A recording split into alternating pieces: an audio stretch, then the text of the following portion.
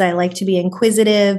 I think that those kind of traits that recruiters may have naturally can sometimes make some of the best recruiters and recruitment leaders.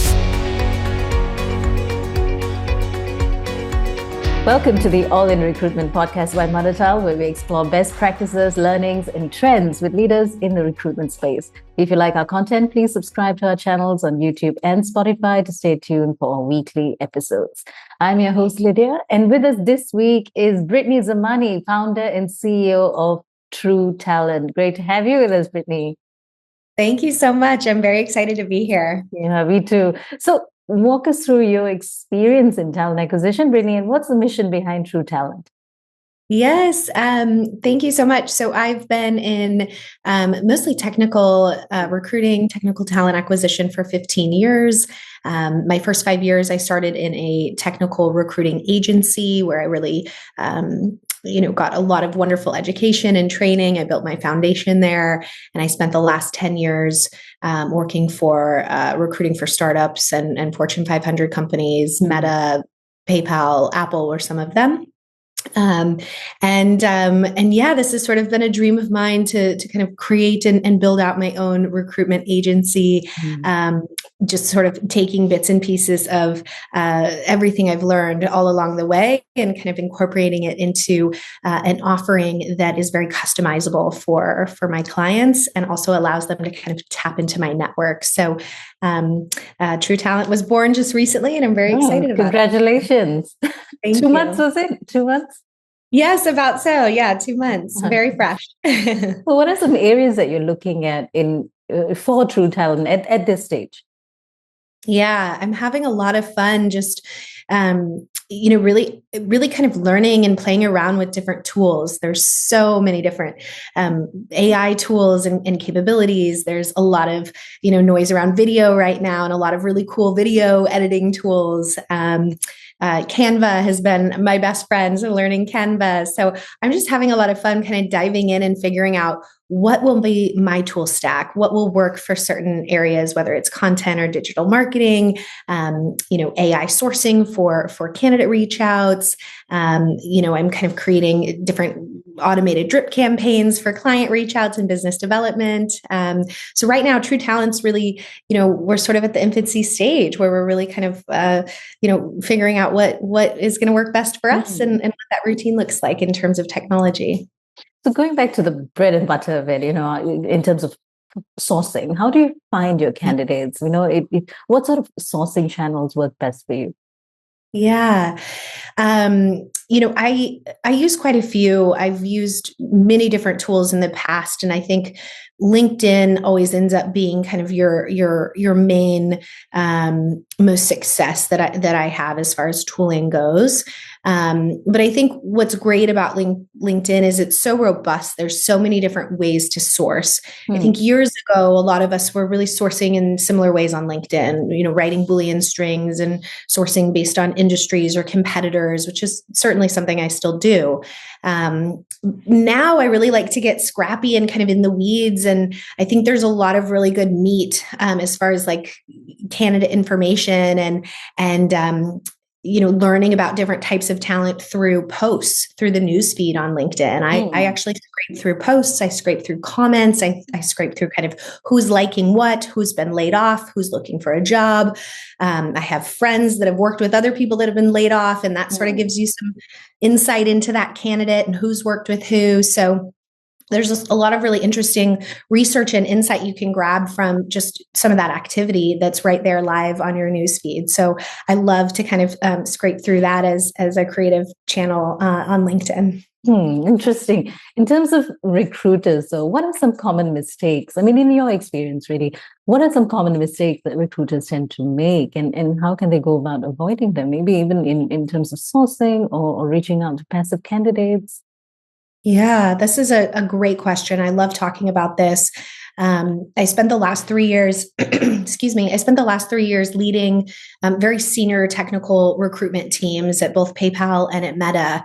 And one of my sort of big things in terms of leadership, sort of a pet peeve of mine is I really don't I don't, really understand or condone order takers. So I think a lot of recruiters fall into kind of that role of being an order taker, and I know that may be more comfortable and feel more natural for some folks. I really like to empower my recruiters to start kind of establishing a trusting relationship through very bold things, and I think some of that is pushing back or saying no or explaining and educating a process, or really just adding that value as a true recruitment partner. I think when you start to add that value and you start to kind of stand up straight and treat yourself as that subject matter expert, you'll also be met with that same type of respect from your client, and then they'll see you as that real expert in the industry. They'll see you as a valued partner, and they'll respect you a lot more, and they'll probably want to work with you a lot more. Yeah. So I like to empower my recruiters to do really deep intakes, to have a really thoughtful discussions throughout the process, not just with their hiring managers, but with their candidates too. Constantly kind of checking in with them, having detailed conversations on both ends, and being a really strong thought partner and an educator throughout the process, as opposed to kind of just managing a process and being sort of an order taker, which I think this industry has a lot of. So I'm really big on that, and I think that's a big common mistake that a lot of recruiters just show up, they gather what they need to, and they sort of treat it as this tactical process. And that's part of the reason I also created True Talent, is to be able to offer kind of a more customized, white glove, thoughtful approach for my clients as a valued partner. So, Brittany, in your experience, or rather your observation, what is the difference between someone who treats the job as merely order taking or just doing the bare basics versus someone who really puts that value into the conversations that they have with different stakeholders? What is the difference? Is it a personality trait? Is it is it drive, or is it some kind of commitment to the job?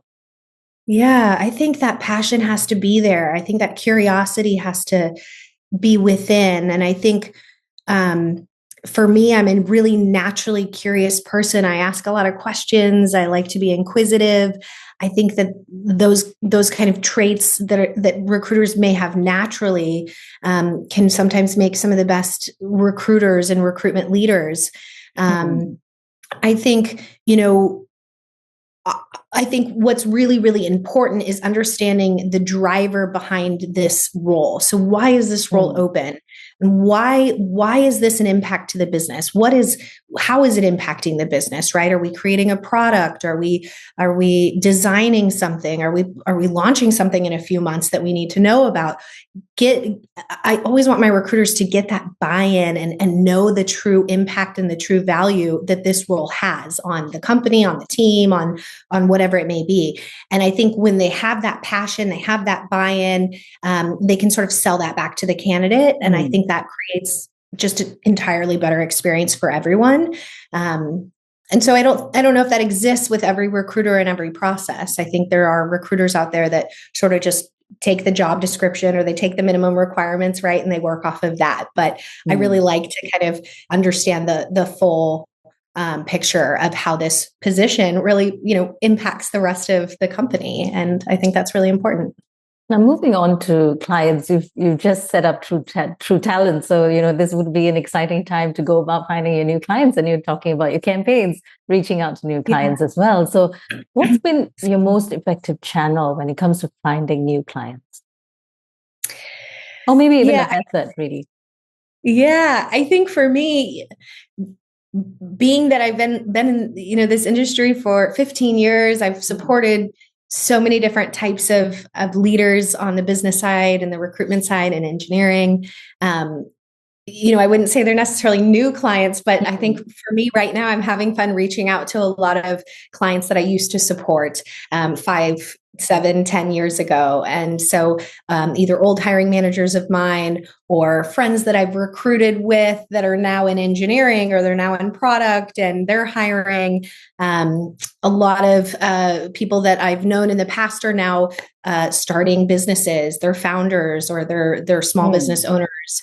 And so, I think when you start your own agency, the hardest thing to do is go after cold clients you've never worked with that don't know you, right? And so I'm really focused on fostering the relationships that I've built in the last 15 years, checking in with them, seeing what's new with them, kind of explaining what's new with me and teaching them about True Talent. And so that's really where I'm spending a lot of my time right now.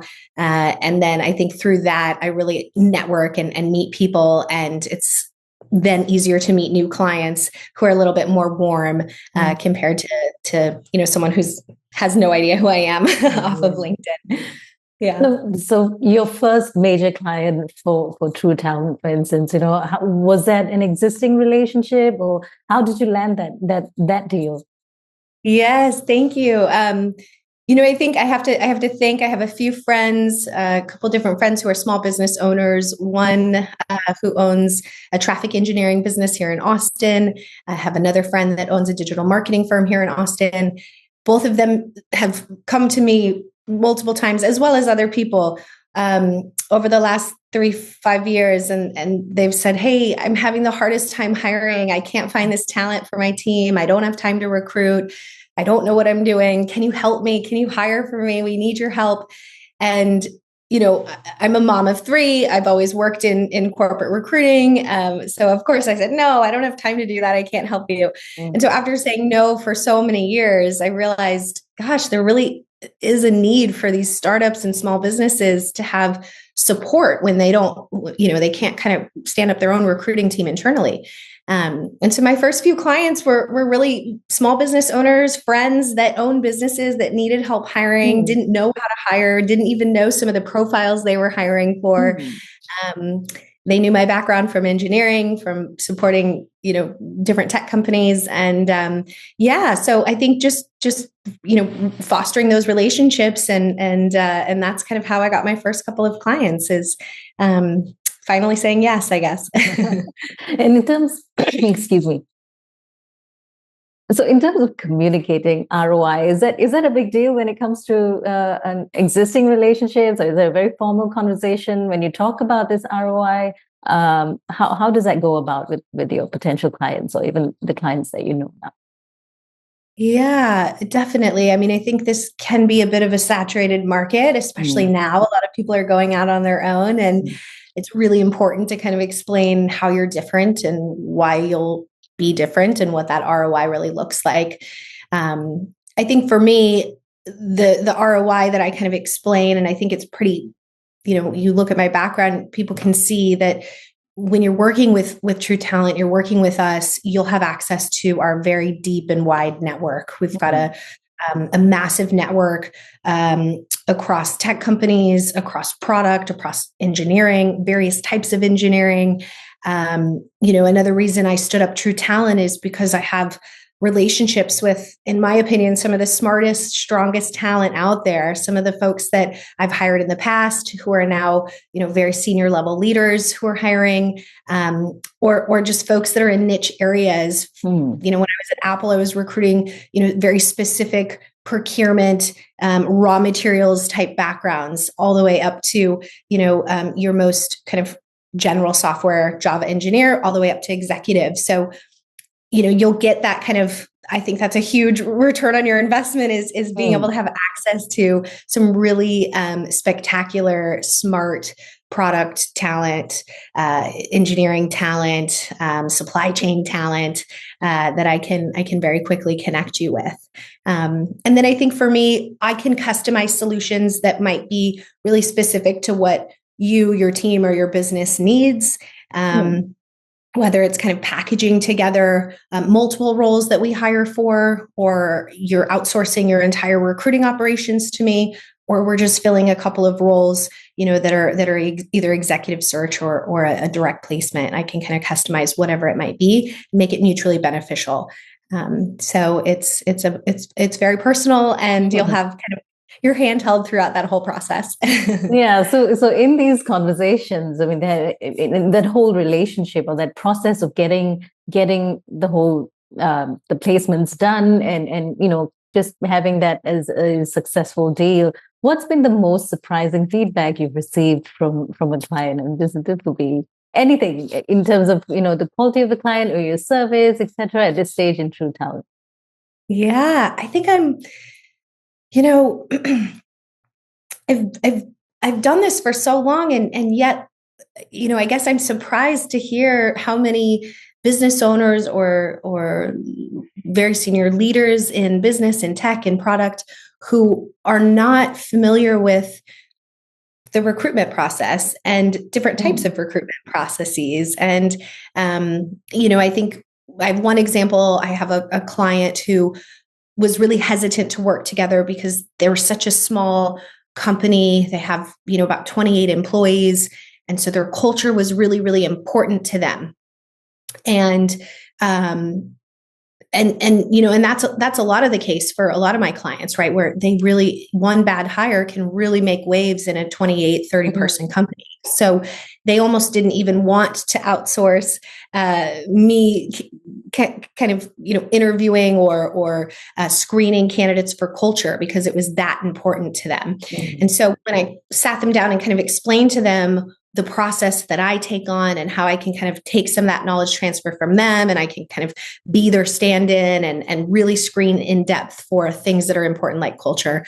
They were really surprised to hear that was part of the process and that was something that I could take on. And I was surprised to hear that, So, I think that's part of why I love what I do. I love to educate people on, hey, this is how we could do it. We can do it differently. We could do it, very traditionally. We could do holistic kind of hiring models. We can do bar raising hiring models. We can do whatever you're looking to do to help kind of solve a problem or solve a challenge that you're having in hiring. And so, that's been really fun to kind of educate new clients on. But I'm definitely surprised to hear a lot of, 20-year leaders that are still learning about how to attract talent, how to hire talent, and how to retain talent, quite frankly. Yeah. There's a lot of education involved in talking, but that also enriches the relationship, I would imagine, right?